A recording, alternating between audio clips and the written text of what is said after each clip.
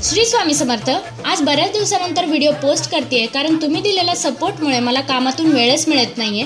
आज मला 30 चीज थालीपीठची ऑर्डर आली होती। 12 वाजता लंच टाइम पर्यंत ही ऑर्डर द्यायची होती।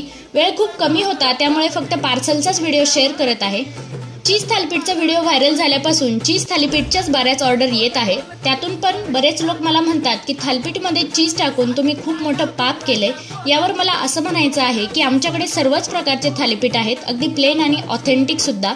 आता आम्हाला बिझनेस करायचा आहे तर मेनू आम्ही डिसाईड करणार ना की कस्टमरला काय नवीन देता येईल आणि कस्टमरला जे आवडेल ते थालीपीठ ते ऑर्डर करतील आणि आपण कोण ठरवणार की कोणी काय खायचं आणि काय नाही ते हा शेवटी ज्याच्या त्याचा चॉईस आहे। आता या सगळ्यावर तुम्हाला काय वाटतंय ते नक्की सांगा आणि अजूनही थालीपीठ खायला आला नसाल तर एकदा नक्की विजिट करा।